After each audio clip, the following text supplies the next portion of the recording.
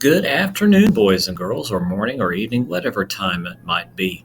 My name again is Mr. Weary, taking you through a voyage of African history.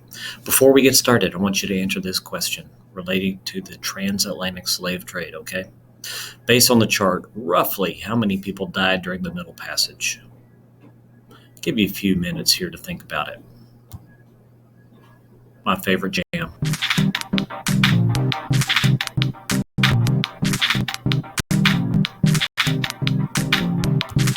Okay, if you haven't thought about it yet, I'm not going to sit here and listen to that for 3 minutes. You're welcome to whenever you play the slide yourself, but hopefully you came up with a question, or the answer for the question, rather. So to figure out this, if you want to pause it, I'm about to give the answer. Pause it. If you haven't done it, pause it. Okay, the answer. You're going to figure it out by rounding. When it says roughly, it wants estimates.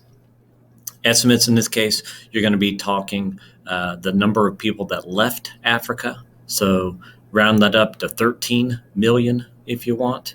The people that arrived in America, you round that up to 11 million if you want. That gives you roughly a difference of 2 million people that died. Now you can round it down to 12.5. And then you could subtract 10.7 from it to give you a more exact answer, but still estimating. But I tell you what, man, math is math, however it works best for you. All right, so what are we talking about today? We are talking about imperialism. We're going to do a little reading passage from Actively Learned called The Roots of Imperialism.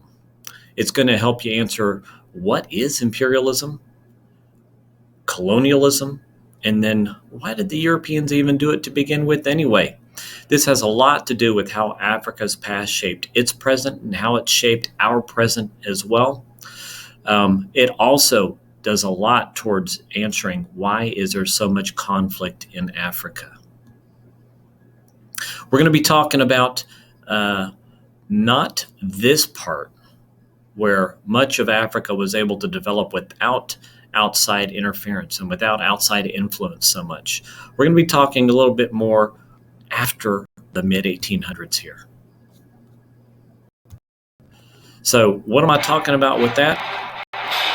I'm talking about the Imperial March. That's what I'm talking about. The Imperial March. Yes, the Imperial March. That's when the Europeans are coming all over. Oh my goodness, I've got a lot of tabs and stuff going on here. Let me help us out. Much better. Okay, so we're looking at colony. That's an area under the control of a foreign nation of settlers. And imperial, that's relating to a king, a queen, royalty, empire, the emperor, as Star Wars would have it. It's all related there. They're not listed in the book quite as well as they are listed here. Okay, with that in mind, here is where I want you to go and what I want you to learn from. You're going to go to Actively Learn. All right, and you can click on it using the button I've got here. Log in using Google. Create an account if you don't have one there yet. And once you've done that, then the class code is listed right here, lowercase EEABU. Get you to the roots of imperialism. You can click on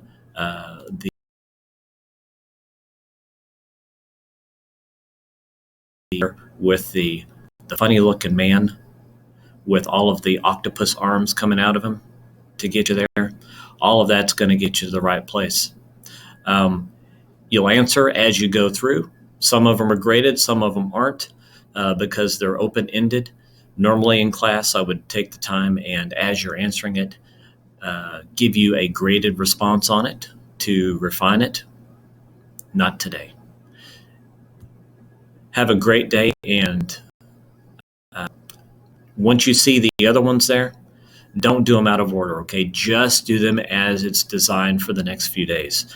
this is the one you need to work on. You can click on that one. It'll take you right there through the slides as well. Have a great day, guys. Bye-bye.